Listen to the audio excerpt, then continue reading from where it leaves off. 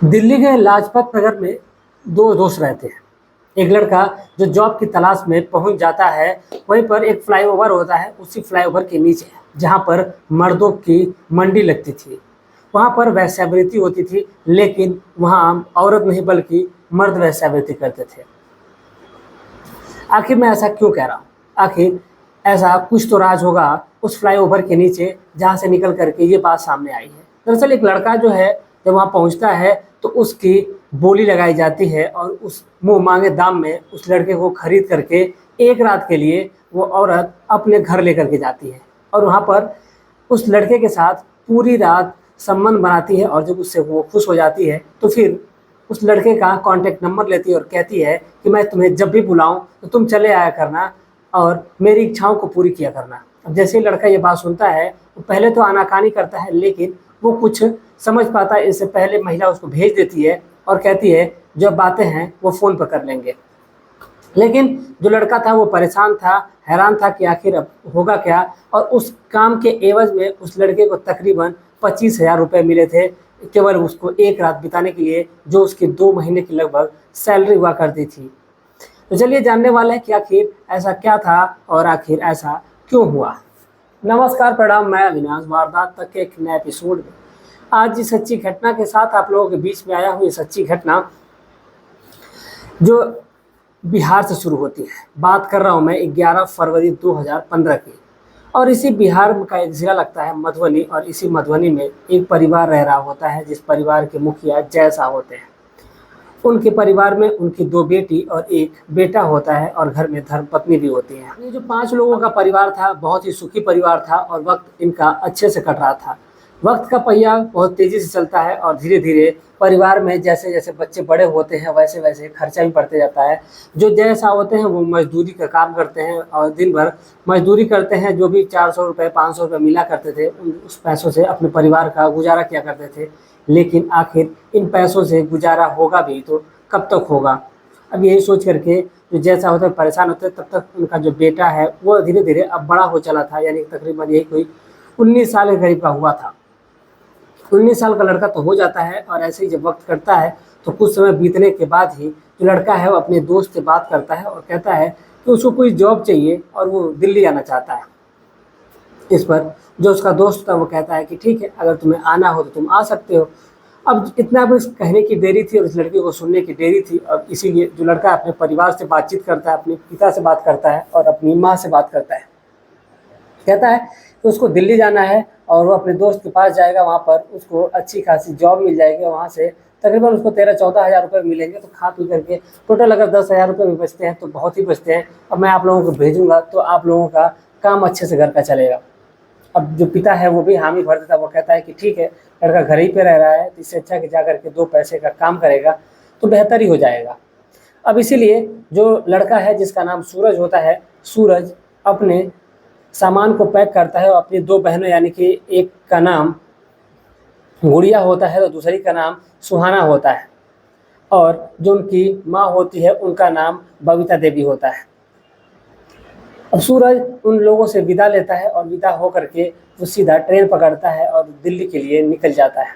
तकरीबन जब वो अपने दोस्त के पास पहुंचता है तो वो सफ़र करके काफ़ी थक गया था और वहाँ पर जा कर के वो पहले तो 2 दिन तक सोता है और सोने के बाद फिर वो अपने दोस्त से कहता है कि यार मुझे कोई जो जॉब दिलवा रहे थे वो तो दिलवा दो। वो कहता है कि जब तुम नींद से उठोगे तब तो तुम्हें कोई काम की बात करेगा तुमसे, कोई ऐसा लग रहा है कि तुमने सदियों से सोया नहीं है और आ करके यहीं पर तुम्हारी नींद पूरी हो रही है और बस खा रहे हो और तुरंत सो जा रहे हो, कोई ना ही बात कर रहे हो ना ही कोई चीज़ कर रहे हो, क्या कोई दिक्कत है?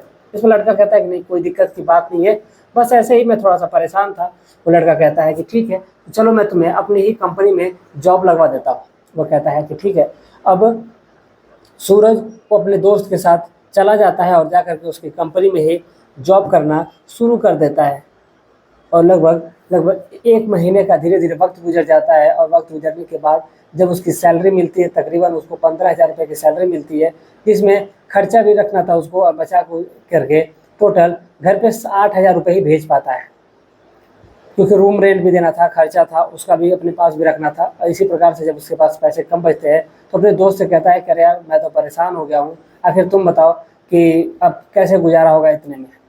यानी कि जो सूरज था, पहली बात तो वो हैरान था कि जो लड़का 15,000 की नौकरी करता है, वो खुद अपने लिए 2 बीएचके का एक पूरा फ्लैट लिया हुआ था और उसी में वो आराम से रह रहा था। उसका रेंट भी काफ़ी ज़्यादा था और वो जो घर की शान और शौकत थी, उसको देखने के बाद ऐसा लग ही नहीं रहा था कि ये कोई 15,000 रुपये की जॉब करने वाले लड़के की ये घर है, ये कमरा है। अब वो परेशान था कि यार तुम बताओ कि तुम ऐसे इतना पैसा कहाँ से कमाते हो, मुझे भी कोई उपाय बताओ, मैं भी ताकि पैसे कमा सकूँ। अब ये लड़का है, सूरज का दोस्त है जिसका नाम विजय है, वो कहता है कि चलो ठीक है, मैं तुम्हें बता दूंगा, लेकिन अगर तुम तैयार हो तो इस काम को तुम कर लिया करना। वो कहता है कि ठीक है।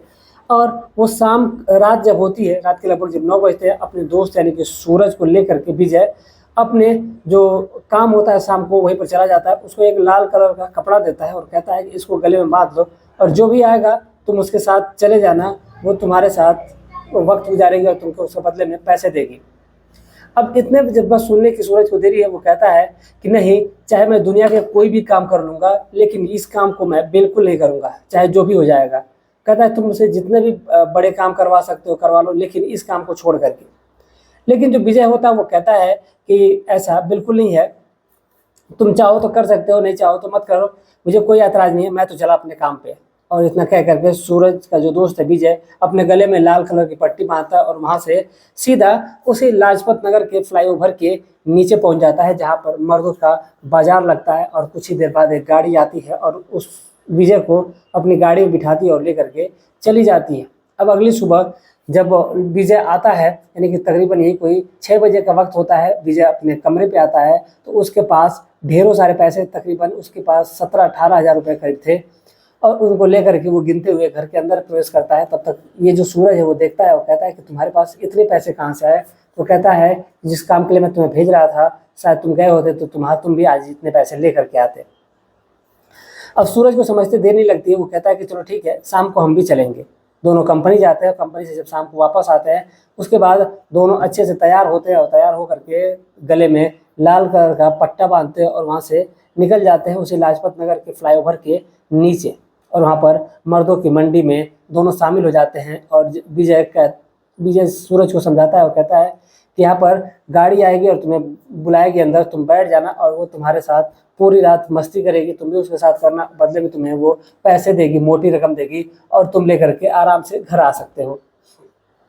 इस पर वो कहता है कि ठीक है और वहीं पर वो बैठ करके इंतजार कर रहा था। तब तक कुछ ही देर बाद एक रेड कलर की जो BMW होती है वो गाड़ी आकर के रुकती है और उसको उससे पूछती है कि चलोगे क्या। वो लड़का कहता है कि हाँ। तो औरत कहती है कि ठीक है, गाड़ी के अंदर बैठ जाओ।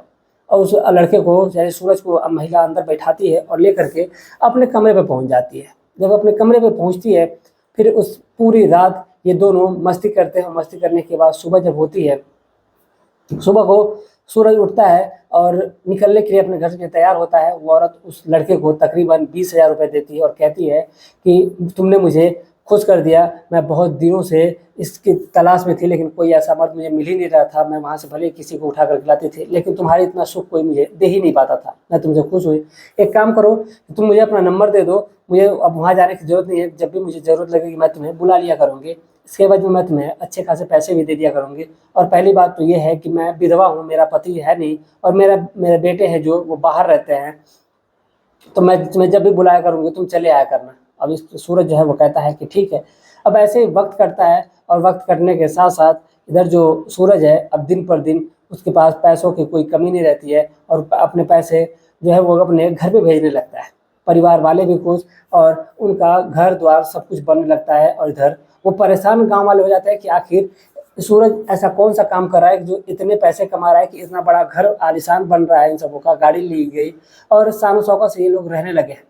अब कुछ समय बीतता है, जब सूरज है अपने घर आता है और घर पे शादी की उसके बात चल रही थी कि अब लड़के की शादी कर देनी चाहिए। इस पर जो सूरज होता है वो कहता है कि वो शादी नहीं करेगा, बल्कि अगर शादी करेगा तो उसमें उसकी नज़र में एक औरत है, वो उसी से करेगा। और जब बात औरत की आती है तो घर वाले थोड़े से परेशान हो जाते हैं। वो कहते हैं कि ऐसा बिल्कुल नहीं होगा, तुम्हारे लिए कुंवारी लड़की तुमसे शादी करनी है, तुम उस औरत से शादी क्यों करना चाहते हो। वो कहता है कि उस औरत का मेरे सिवा कोई भी नहीं उसकी दुनिया में है और मैं उसी के साथ जीऊँगा उसी के साथ मरूँगा, चाहे जो भी हो जाएगा मैं उसी औरत के साथ ही रहूँगा। जब उसकी ज़िद होती है तो जो जयशाह जी होते हैं वो भी परेशान हो जाते हैं, वो कहते हैं कि चलो ठीक है, और उन्होंने अपने बेटे की शादी उस महिला से कर दी और दोनों आज खुशी-खुशी हैं और अपने परिवार में खुश हैं, और उस विजय से और उस महिला से उनकी एक संतान भी है, और पूरी प्रॉपर्टी का जो मालिक है वो सूरज बन बैठा है, और उनके जो लड़के हैं उस महिला के, वो अब अपना सब कुछ उधर ही सेटल है हो चुके हैं, और महिला बता देती है कि वो अब एक लड़के से शादी कर रही है। जो भी प्रॉपर्टी होगी, सारा जो उसका बिज़नेस होगा, सारे का जो मालिक है वो सूरज ही हो जाएगा। अब इधर जो सूरज है, अब वो सारी प्रॉपर्टी का मालिक हो जाता है, इन करोड़ों का मालिक हो जाता है, लेकिन उसका जो दोस्त रहता है विजय, वो आज भी अपने उसी कंडीशन में जी रहा है, यानी कि सूरज का जो किस्मत था वो काफ़ी अच्छी थी और वो अपना किस्मत चमका लेता है। तो फिलहाल ये थी आज की पूरी कहानी। इस पूरे घटनाक्रम को सुनाने का उद्देश्य किसी की भावनाओं को ठेस पहुँचाने, बल्कि आपको जागरूक करना, आपको सचेत करना है। आप जहाँ भी रहें स्वस्थ रहें, सुरक्षित रहें, अपना ख्याल रखें, अपने परिवार का ख्याल रखें, और किस्मत कब किसकी कहाँ बदल जाए पता ही नहीं चलता। मिलते हैं एक और सच्ची घटना के साथ, तब तक के लिए जय हिंद, जय भारत।